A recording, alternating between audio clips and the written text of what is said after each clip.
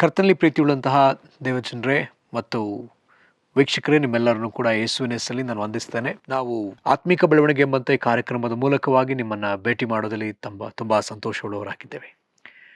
ಕರ್ತನು ಈ ಸಂದೇಶಗಳ ಮೂಲಕ ನಿಮ್ಮನ್ನು ಆಶೀರ್ವದಿಸ್ತಿದ್ದಾನೆ ಎಂಬುದಾಗಿ ನಾನು ನಂಬ್ತೇನೆ.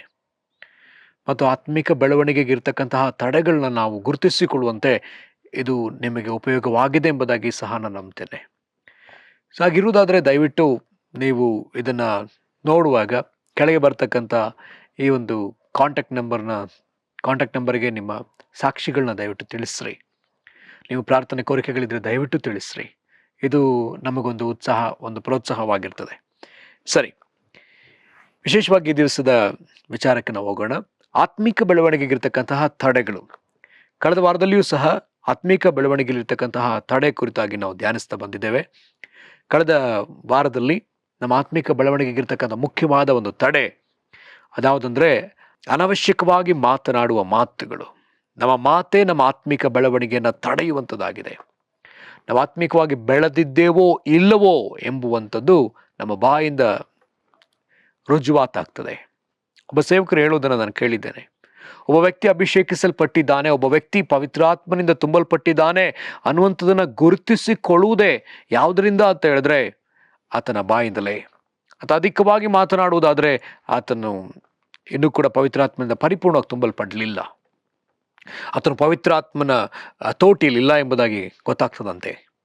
ಹಾಗಿದ್ರೆ ನಾವು ನಮ್ಮ ಬಾಯನ್ನು ಪವಿತ್ರಾತ್ಮನ ತೋಟಿಗೆ ಕೊಡಬೇಕಾದದ್ದು ಅವಶ್ಯ.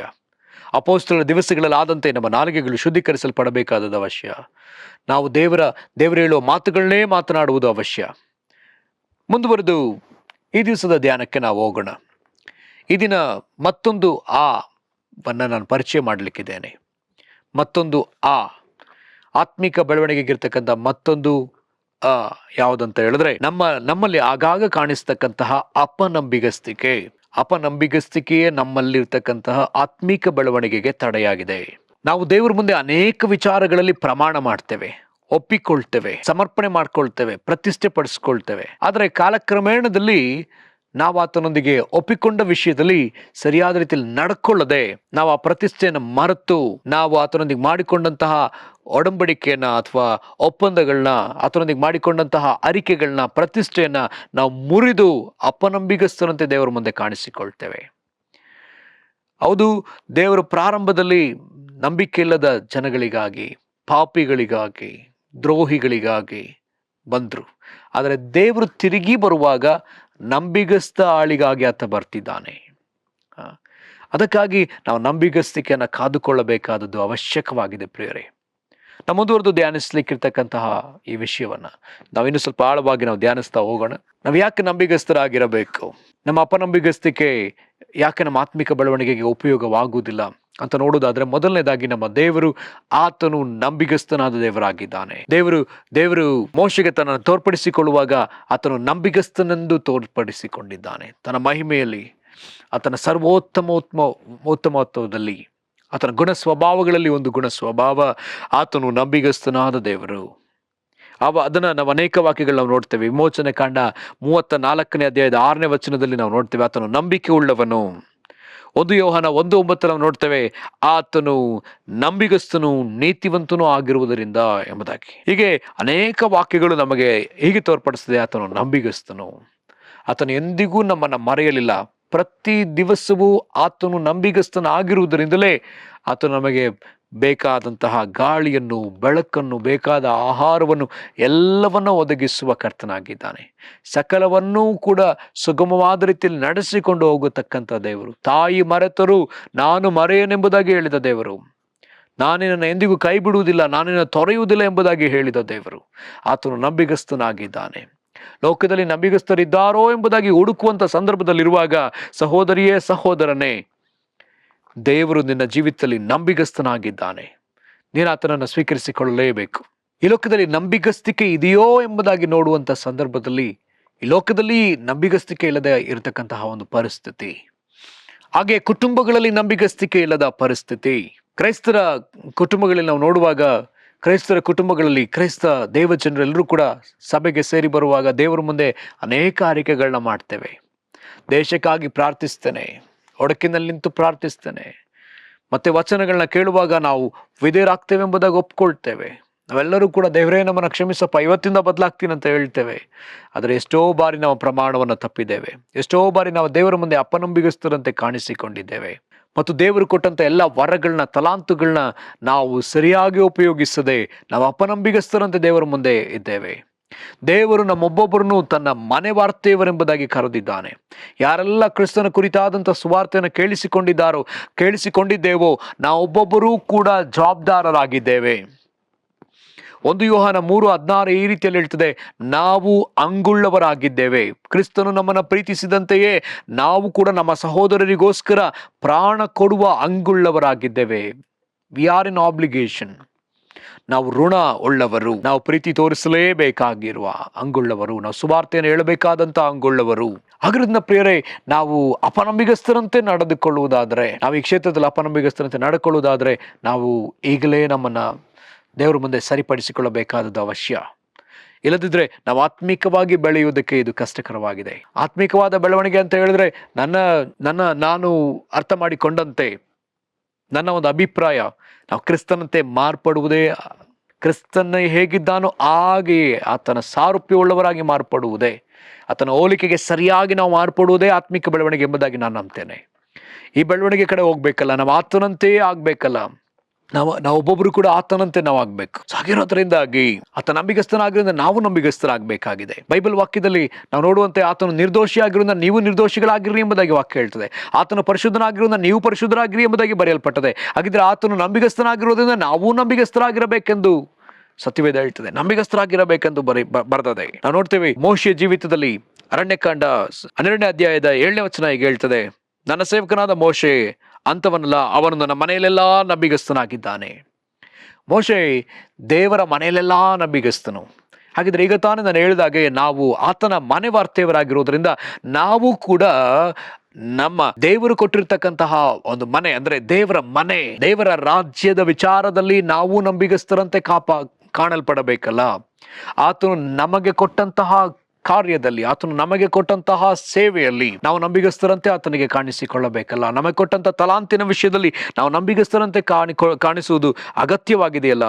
ನಾವು ನೋಡೋದಾದ್ರೆ ಯೇಸು ಸ್ವಾಮಿ ಮತ್ತಾಯನು ಬರೆದ ಸುವಾರ್ತೆ 25ನೇ ಅಧ್ಯಾಯದ 14ನೇ ವಚನದಿಂದ 30ನೇ ವಚನದವರೆಗೂ ಅಲ್ಲಿ ಒಬ್ಬ ಯಜಮಾನನ ಕುರಿತಾಗಿ ಆತ ಬರೆದಿದ್ದಾನೆ.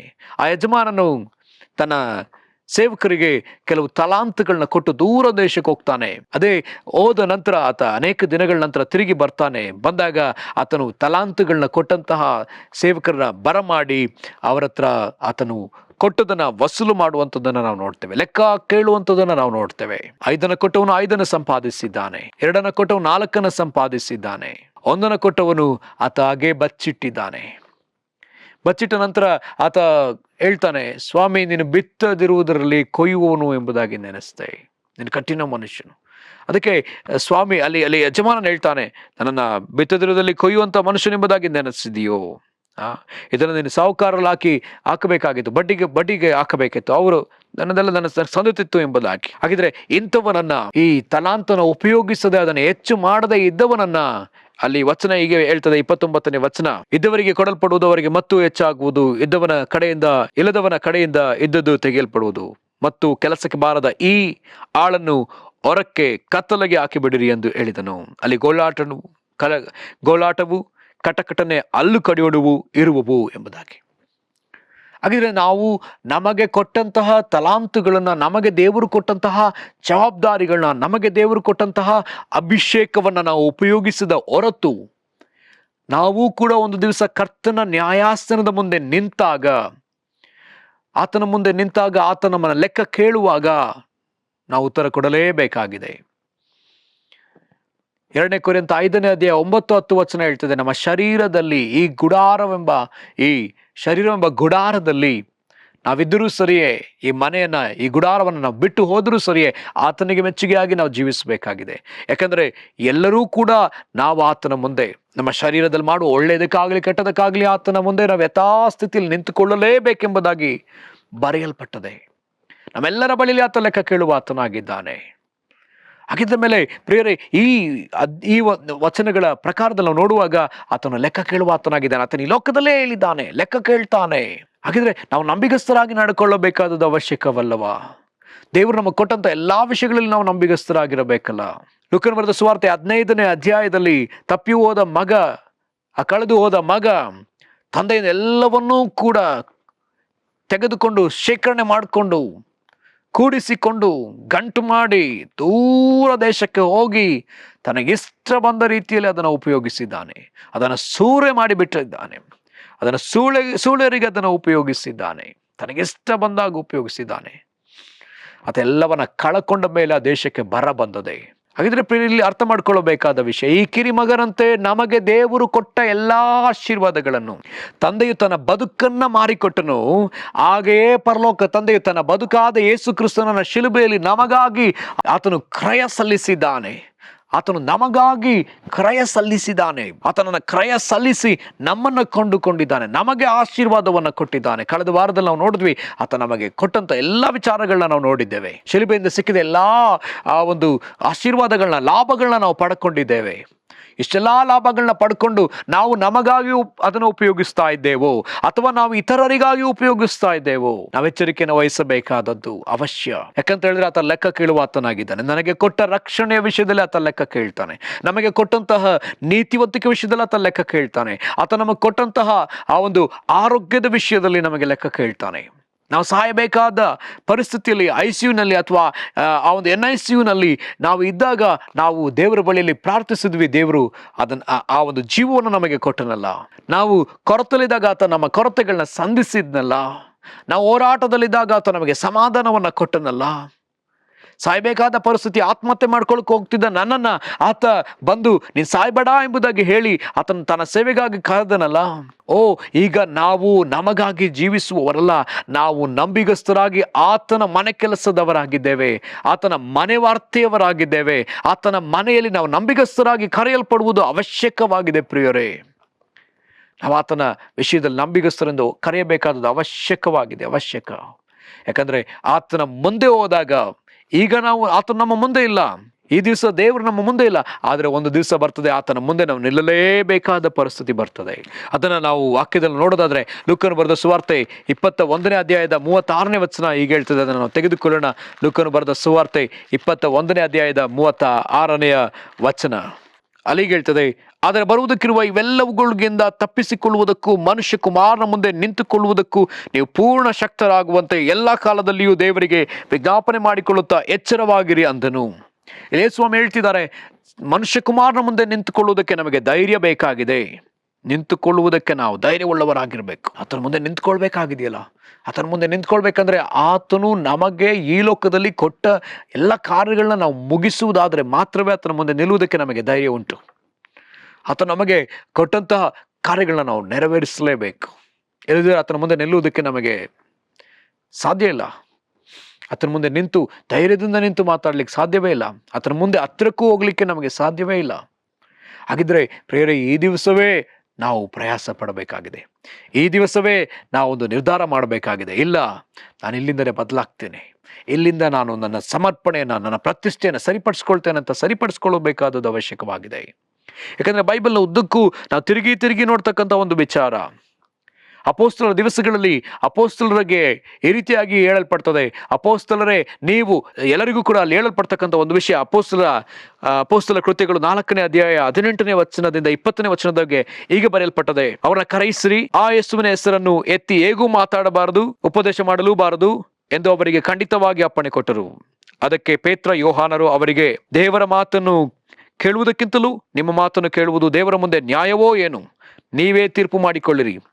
ನಾವಂತೂ ಕಂಡು ಕೇಳಿದ್ದನ್ನು ಹೇಳದೇ ಇರಲಾರೆವು ಎಂದು ಉತ್ತರ ಕೊಟ್ಟರು. ಹಾಗಿದ್ರೆ ಪ್ರಿಯರೇ, ನಾವು ಕ್ರಿಸ್ತನನ್ನು ಅನುಸರಿಸುವಂಥದ್ದು, ಕ್ರಿಸ್ತನ ಕುರಿತಾಗಿ ಸಾಕ್ಷಿಯನ್ನು ನುಡಿಯುವಂಥದ್ದು, ಇದನ್ನು ನಿಲ್ಲಿಸಲೇಬಾರದಾಗಿದೆ. ಇದನ್ನ ಕರ್ತನು ಸ್ವಾರ್ಥ ಹೇಳುವುದಕ್ಕಾಗಿ ದೇವರನ್ನು ಕರೆದಿರುವುದಾದ್ರೆ ಅದನ್ನು ನಾವು ಹೇಳುತ್ತಲೇ ಇರಬೇಕಾಗಿದೆ. ಅದನ್ನು ನಿಲ್ಲಿಸದೆ ನಾವು ಹೇಳಲೇಬೇಕಾಗಿದೆ. ಪ್ರವಾದಿಸುವುದು ನಮಗೆ ದೇವರು ಕೊಟ್ಟಂತ ವರವಾಗಿರುವುದಾದ್ರೆ ಪ್ರವಾದಿಸಲೇಬೇಕಾಗಿದೆ. ರೋಮಪುರದವ್ರಿಗೆ ಬರೆದ ಪತ್ರಿಕೆ 12ನೇ ಅಧ್ಯಾಯದಲ್ಲಿ ನೋಡುವ ಹಾಗೆ ಅಲ್ಲಿ ನಮಗೆ ಕೊಟ್ಟ ನಂಬಿಕೆಯ ಪ್ರಮಾಣಕ್ಕೆ ತಕ್ಕಂತೆ ನಮಗೆ ಕೊಡಲ್ಪಟ್ಟಂತ ಸಾಮರ್ಥ್ಯಕ್ಕೆ ತಕ್ಕಂತೆ ನಾವು ಸೇವೆಗಳನ್ನ ನಾವು ಸಲ್ಲಿಸಬೇಕಾಗಿದೆ.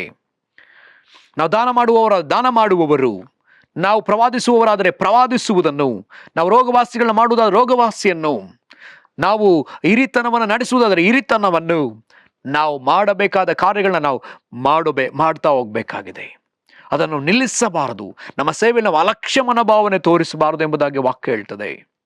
ಇದರಲ್ಲಿ ನಾವು ನಂಬಿಗಸ್ತರಾಗಿರ್ಬೇಕಂತ ಹೇಳಿ ದೇವರು ಬಯಸುವವನಾಗಿದ್ದಾನೆ. ಇದು ಆತನ ಸೇವೆಯಾಗಿದೆ. ನಮ್ಮೊಬ್ಬೊಬ್ಬರನ್ನೂ ದೇವರು ಹೊಸ ಒಡಂಬಡಿಕೆಗೆ ಸೇವಕರನ್ನಾಗಿ ಕರೆದಿದ್ದಾನೆ. ಹಾಗೆ ನಾವೆಷ್ಟು ನಂಬಿಗಸ್ತರಾಗಿದ್ದೇವೆ. ಈ ಆದಿಯಲ್ಲಿಯೇ, ಈ ನಂಬಿಗಸ್ತಿಕೆಯ ಆದಿಯಲ್ಲಿಯೇ ದೇವರು ನಮ್ಮನ್ನು ಆತನಂತೆ ಮಾರ್ಪಡಿಸ್ತಾನೆ. ನಾವು ಆತ್ಮಿಕವಾಗಿ ಬೆಳೀತಾ ಹೋಗ್ತೇವೆ. ದೇವರ ರಾಜ್ಯ ಮಾತಿನಲ್ಲಿ ಮಾತ್ರ ಅಲ್ಲ, ಅದು ಕಾರ್ಯದಲ್ಲಿ ಅಡಕವಾಗಿದೆ, ಶಕ್ತಿಯಲ್ಲಿ ಅಡಕವಾಗಿದೆ. ತಿನ್ನುವುದು ಕುಡಿಯುವುದು ದೇವರ ರಾಜ್ಯವಲ್ಲ, ದೇವರ ಶಕ್ತಿ. ಇದು ದೇವರ ಸಮಾಧಾನ, ದೇವರ ನೀತಿ. ಹಾಗಿದ್ರೆ ಪ್ರಿಯರೇ, ನಾವು ಯಾವುದಕ್ಕಾಗಿ ಕರೆಯಲ್ಪಟ್ಟಿದ್ದೇವೆ, ಏನನ್ನ ಮಾಡುವುದಕ್ಕಾಗಿ ಕರೆಯಲ್ಪಟ್ಟಿದ್ದೇವೆ, ಅದನ್ನು ಗುರುತಿಸಿಕೊಂಡು ನಾವು ಮುಂದೆ ಹೋಗಬೇಕಾದದ್ದು ಅವಶ್ಯಕ. ಆಗ ನಾವು ಆತ್ಮಿಕವಾಗಿ ನಾವು ಬೆಳೀತಾ ಹೋಗ್ತೇವೆ. ನಮಗೆ ಕೊಡಲ್ಪಟ್ಟದ್ದನ್ನ ನಾವು ಇತರರಿಗೆ ಕೊಡದ ಹೊರತು ನಾವು ಲೆಕ್ಕ ಒಪ್ಪಿಸಲೇಬೇಕಾಗಿದೆ. ನಮಗೇನು ದೇವರು ಕೊಟ್ಟಿದ್ದಾರೋ ಆ ವಿಷಯದಲ್ಲಿ ಖಂಡಿತ ಲೆಕ್ಕ ಕೇಳ್ತಾರೆ. ಹಾಗಿದ್ಮೇಲೆ ನಾವು ಆ ವಿಷಯದಲ್ಲಿ ನಂಬಿಗಸ್ತರಾಗಿರಬೇಕಲ್ಲ. ದೇವರು ಒಂದು ದಿನಕ್ಕೆ 24 ಗಂಟೆಯನ್ನ, ಅಂದ್ರೆ 4 ಗಂಟೆ 84 ಗಂಟೆ 400 ನಿಮಿಷಗಳನ್ನ ದೇವರು ನಮಗೆ ಕೊಟ್ಟಿದ್ದಾನೆ.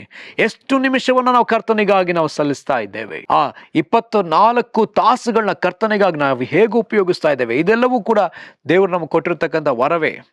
ಸಮಯ, ಆರೋಗ್ಯ, ನೀತಿವಂತಿಕೆ, ಪರಿಶುದ್ಧತೆ, ರಕ್ಷಣೆ, ನಮಗೆ ಕೊಟ್ಟಂತಹ ಆಶೀರ್ವಾದ, ಸಮೃದ್ಧಿ, ನಮಗೆ ಕೊಟ್ಟಂತಹ ಘನತೆ, ನಮಗೆ ಕೊಟ್ಟಂತಹ ಹೆಸರು, ಪದವಿ, ಇದೆಲ್ಲವನ್ನು ನಾವು ಹೇಗೆ ಉಪಯೋಗಿಸ್ತಾ ಇದ್ದೇವೆ? ಇದೆಲ್ಲವೂ ಕೂಡ ದೇವರು ನಮಗೆ ಕೊಟ್ಟದ್ದು. ಇದು ನನಗಾಗಿ ಅಲ್ಲ. ಆ ತಪ್ಪಿ ಹೋದ ಮಗನು ತಂದೆಯೇ ಕೊಟ್ಟಂತ ಆಸ್ತಿಯನ್ನೆಲ್ಲವನ್ನ ಕೂಡಿಸ್ಕೊಂಡು ಆತ ದೂರದೇಶಕ್ಕೆ ಹೋಗಿ ಅದನ್ನ ಸೂರೆ ಮಾಡಿಬಿಟ್ಟ. ಪಟಿಂಗರಂತೆ ಜೀವನ ಮಾಡಿ ಅದನ್ನ ಸೂರೆ ಮಾಡಿಬಿಟ್ಟ. ಅಲ್ಲಿ ವಾಕ್ಯ ಹೇಳ್ತದೆ, ಆತನಿದ್ದ ದೇಶದಲ್ಲಿ ಬರ ಬಂತು, ಕ್ಷಾಮ ಬಂತು. ಹಾಗೆಯೇ ಪ್ರಿಯರೇ, ಈ ದಿವಸ ದೇವಜನರಾಗಿರುವ ನಾವು ಅದನ್ನ ಸ್ವಾರ್ಥಕ್ಕೆಂದು ಬಳಸುವಾಗ ನಮ್ಮ ದೇಶದಲ್ಲಿ ಬೇಡದ ಕಾಯಿಲೆಗಳು, ಅನಾರೋಗ್ಯಗಳು, ಕ್ಷಾಮಗಳು, ಘೋರವಾದ ವ್ಯಾಧಿಗಳು ಬರುವುದಕ್ಕೆ ನಾವೇ ಕಾರಣರಾಗಿದ್ದೇವೆ. ಕ್ರೈಸ್ತರಾದ ನಾವೇ ಕಾರಣರಾಗಿದ್ದೇವೆ. 2ನೇ ಪೂರ್ವಕಾಲ ವೃತ್ತಾಂತ 7ನೇ ಅಧ್ಯಾಯ 14ನೇ ವಚನದಲ್ಲಿ ನೋಡುವ ಪ್ರಕಾರ, ತನ್ನ ಹೆಸರನ್ನು ಗೊಂಡಂತ ತನ್ನ ಪ್ರಜೆಗಳು ದೇವರು ನಮ್ಮನ್ನ ಆತನ ಪ್ರಜೆಗಳಂತ ಕರೆದಿದ್ದಾರೆ. ನಾವು ತಗ್ಗಿಸಿಕೊಂಡು ನಾವು ಪಶ್ಚಾತ್ತಾಪ ಪಡುವುದಾದ್ರೆ, ಆತನ ಕಡೆ ತಿರುಗಿಕೊಳ್ಳುವುದಾದರೆ, ಆಗ ದೇಶದಲ್ಲಿ ದೇವರ ಆರೋಗ್ಯವನ್ನು ತರುವಾತನಾಗಿದ್ದಾನೆ. ಆಗ ದೇಶದಲ್ಲಿ ಮಳೆಯನ್ನು ತರುವಾತನಾಗಿದ್ದಾನೆ. ಪ್ರಿಯರೇ, ಹಾಗಿದ್ರೆ ಈ ದಿವಸ ನಾವು ನಮ್ಮ ಜೀವಿತವನ್ನು ಒಪ್ಪಿಸಿಕೊಡಲೇಬೇಕು. ಇನ್ನು ಅನೇಕ ವಾಕ್ಯಗಳನ್ನ ನಾವು ನೋಡ್ತಾ ಹೋಗ್ಬೋದು. ಪೌಲನ ಜೀವಿತದಲ್ಲಿ ಕೂಡ ಆತನು ನಂಬಿಗಸ್ತನಂತೆ ನಡ್ಕೊಳ್ತಾನೆ. ಆತನು ಫಿಲಿಪ್ಪಿ ಪಟ್ಟಣದಲ್ಲಿ ಅಷ್ಟು ಒಡೆಸಿಕೊಂಡ್ರೂ ಕೂಡ ಆತನು ತಿರುಗಿ ಆ ಪಟ್ಟಣದಲ್ಲಿಯೇ ಸುವಾರ್ತೆಯನ್ನು ಹೇಳಿ ತುವತೈರ ಎಂಬಂತಹ ಒಂದು ಜಾಗದಲ್ಲಿ ಆತ ಸುವಾರ್ತೆಯನ್ನು ಸಾರಿ ಅಲ್ಲಿದ್ದಂಥ ಲುದ್ಯಳ ಮನೆಯಲ್ಲಿ ಆತ ಪ್ರಾರ್ಥನೆಯನ್ನು ನಡೆಸ್ತಾನೆ. ಅದಾದ ನಂತರದಲ್ಲಿ ನಾವು ನೋಡ್ತೀವಿ, ಪ್ರಕಟಣೆಯ ಪುಸ್ತಕದಲ್ಲಿ ತಿರುಗಿ ನೋಡ್ತಕ್ಕಂಥ ಒಂದು ವಿಷಯ, ಸ್ಮುರ್ಣ ಸಭೆಗೆ ದೇವರು ಹೇಳ್ತಾನೆ, ನೀನು ಸಾಯಬೇಕಾದ್ರೂ ನಂಬಿಗಸ್ತನಾಗಿರು ಎಂಬುದಾಗಿ. ಸಾಯಬೇಕಾದ್ರೂ ನಂಬಿಗಸ್ತನಾಗಿರು. ಮತ್ತು ಅದೇ ಮುಂದಿನ ಸ್ಮೂರ್ಣ ಸಭೆಯ ನಂತರದಲ್ಲಿ ಪೆರ್ಗಮ ಸಭೆಗೆ ಆತ ಈ ಥರ ಹೇಳ್ತಾನೆ, 2ನೇ ಅಧ್ಯಾಯದ 13ನೇ ವಚನ, ಹದವಾದ ಇಬ್ಬಾಯಿ ಕತ್ತಿಯನ್ನು ಹಿಡಿದಾತನು ಹೇಳುವುದೇನೆಂದರೆ, ನೀನು ವಾಸ ಮಾಡುವ ಸ್ಥಳವನ್ನು ಬಲ್ಲೆನು, ಅದು ಸೈತಾನನ ಸಿಂಹಾಸನವಿರುವ ಸ್ಥಳವಾಗಿದೆ. ನೀನು ನನ್ನ ಹೆಸರನ್ನು ಬಿಡದೆ ಹಿಡಿದುಕೊಂಡಿದ್ದಿ.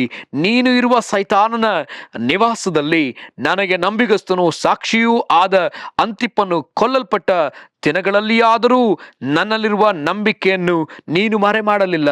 ಪೆರ್ಗಮ ಸಭೆಯ ಕುರಿತಾದ ಒಂದು ಒಳ್ಳೆಯ ರಿಪೋರ್ಟನ್ನು ದೇವರಲ್ಲಿ ಹೇಳ್ತಿದ್ದಾರೆ. ಒಳ್ಳೆಯ ರಿಪೋರ್ಟ್ ಏನು? ಅಂತಿಪನು ಕೊಲ್ಲಲ್ಪಟ್ಟ ದಿವಸದಲ್ಲಿ ನನ್ನ ವಿಷಯದಲ್ಲಿ ಸಾಕ್ಷಿ ಹೇಳುವುದಕ್ಕೆ ನೀನು ಮರೆ ಮಾಡಲಿಲ್ಲ. ಇದು ಸಹ ಒಂದು ಹಿಂಸೆ ಬಂದ್ರೆ, ಒಂದು ಹೋರಾಟ ಬಂದ್ರೆ ಕ್ರಿಸ್ತನನ್ನ ನಾವು ಸಾಕ್ಷಿ ಹೇಳುವುದನ್ನು ನಾವು ಮರ್ತೇ ಬಿಡ್ತೇವೆ. ಸೊ ಹಾಗಿದ್ರೆ ಪ್ರಿಯರೇ, ಈ ದಿವಸ ನಾವು ಈ ವಿಷಯದಲ್ಲಿ ನಾವು ಎಚ್ಚರಿಸಿಕೊಳ್ಳಲೇಬೇಕು. ಆತನನ್ನು ನಾವು ಎಲ್ಲ ಕಡೆಗಳಲ್ಲಿ ಸಾಕ್ಷಿ ಹೇಳಲೇಬೇಕಾಗಿದೆ. ಆತನ ಕುರಿತಾಗಿ ನಾವೆಲ್ಲೆಲ್ಲಿಯೂ ನಾವು ಸಾರಬೇಕಾಗಿದೆ. ಆತ ನಮಗೆ ಅದನ್ನ ಒಂದು ದೊಡ್ಡ ಆಜ್ಞೆಯಾಗಿ ನಮಗೆ ಕೊಟ್ಟಿದ್ದಾನೆ. ಆತ ನಮಗೊಂದು ದೊಡ್ಡ ಆಜ್ಞೆ ಆಗಿ ಕೊಟ್ಟಿದ್ದಾನೆ. ಆತನು ಕೊಟ್ಟ ಮಹಾ ಆಜ್ಞೆ ಏನು? ಲೋಕದ ಕಟ್ಟ ಕಡೆಗೆ ಹೋಗಿ ನಾವು ಸುವಾರ್ತೆನ ಹೇಳಬೇಕು. ಎಲ್ಲರನ್ನೂ ಕೂಡ ನಾವು ಶಿಷ್ಯರನ್ನಾಗಿ, ನಮಗೆ ಬೋಧಿಸಿದವುಗಳನ್ನ ನಾವು ಅವರು ಕಾಪಾಡಿಕೊಳ್ಳುವಂತೆ ಬೋಧಿಸಬೇಕಲ್ಲ, ಅವರಿಗೆ ದೀಕ್ಷಾಸ್ಥಾನವನ್ನು ಕೊಡಬೇಕಲ್ಲ. ಇದೊಂದು ದೊಡ್ಡ ಜವಾಬ್ದಾರಿ ಕ್ರೈಸ್ತರಾಗಿರುವ ಪ್ರತಿ ವಿಶ್ವಾಸಿಗಳ ಮೇಲೆಯೂ ಅದೇ, ಪ್ರತಿಯೊಬ್ಬೊಬ್ಬ ವ್ಯಕ್ತಿಯ ಮೇಲೆಯೂ ಕೂಡ ಈ ಋಣಭಾರ ಅದೇ. ನಾವು ಸಾರಲೇಬೇಕಾದಂತಹ ಆ ಒಂದು ಒತ್ತಾಯದಲ್ಲಿ ಇದ್ದೇವೆ, ಲೆಕ್ಕ ಒಪ್ಪಿಸಬೇಕಾದ ಒತ್ತಾಯದಲ್ಲಿದ್ದೇವೆ. ನೀನು ಯಾರಾದರೂ ಕೂಡ ದೇವರ ಮುಂದೆ ನಿನಗೆ ಕೈ ಇದೆಯೋ, ಕಾಲಿದೆಯೋ, ಕಣ್ಣಿದೆಯೋ, ದೇವರದನ್ನು ನೋಡುವವನಲ್ಲ. ಆದರೆ ನೀನು ದೇವರ ಮಗನಾಗಿದ್ದಿ, ನಿನ್ನ ಪಾಪಗಳು ಕ್ಷಮಿಸಲ್ಪಟ್ಟದೆ, ಜೀವಬಾಧ್ಯರ ಪಟ್ಟಿಯಲ್ಲಿ ನಿನ್ನ ಹೆಸರು ಬರೆಯಲ್ಪಟ್ಟದೆ. ಆಗಿರುವುದರಿಂದ ನಾವು ಪ್ರಾರ್ಥಿಸಲೇಬೇಕು. ನಾವು ಈ ವಿಷಯದಲ್ಲಿ ನಂಬಿಗಸ್ತರಂತೆ ನಡ್ಕೊಳ್ಳಲೇಬೇಕು. ಎಂಥ ಪರಿಸ್ಥಿತಿ ಬಂದರೂ ನಮ್ಮ ನಂಬಿಗಸ್ತಿಕೆಯನ್ನು ಬಿಟ್ಟು ಕೊಡಲೇಬಾರದು. ನಾವು ಪ್ರಾರ್ಥಿಸೋಣ. ಕರ್ತನೇ, ನಿನಗೆ ಸ್ತೋತ್ರಪ್ಪ. ನಾವು ಎಲ್ಲೆಲ್ಲ ಅಪನಂಬಿಗಸ್ತರಾಗಿ ನಡ್ಕೊಂಡಿದ್ದೇವೋ ಆ ಎಲ್ಲ ಕ್ಷೇತ್ರಗಳಲ್ಲಿ ಕರ್ತನೆ ನಾವು ಕ್ಷಮೆ ಕೇಳ್ತೇವೆ. ಕರ್ತನೆ, ಗಂಡ ಹೆಂಡತಿಯರಾಗಿ ಸ್ವಾಮಿ ನಾವು ಅಪನಂಬಿಗಸ್ತರಾಗಿರುವುದಾದ್ರೆ ನಮ್ಮನ್ನು ಕ್ಷಮಿಸು. ಕರ್ತನೆ, ಸೇವಕರುಗಳಾಗಿ ನಾವು ಅಪನಂಬಿಗಸ್ತರಾಗಿರುವುದಾದ್ರೆ ನಮ್ಮನ್ನು ಕ್ಷಮಿಸು. ಕರ್ತನೆ, ವಿಶ್ವಾಸಿಗಳಾಗಿ ನಾವು ಅಪನಂಬಿಗಸ್ತರಾಗಿರುವುದಾದ್ರೆ ನಮ್ಮನ್ನು ಕ್ಷಮಿಸು ಸ್ವಾಮಿ. ದೇಶದ ಈ ಪ್ರಜೆಗಳಾಗಿ ನಾವು ಅಪನಂಬಿಗಸ್ತರಾಗಿರುವುದಾದ್ರೆ ನಮ್ಮನ್ನು ಕ್ಷಮಿಸು ಸ್ವಾಮಿ. ಅಪ್ಪ, ನಾವು ಪ್ರತಿಷ್ಠೆ ಪಡಿಸಿಕೊಂಡದನ್ನು, ನಾವು ಸಮರ್ಪಿಸಿಕೊಂಡದನ್ನು ಮರೆತಿರುವುದಾದ್ರೆ ನಮ್ಮನ್ನು ಕ್ಷಮಿಸು.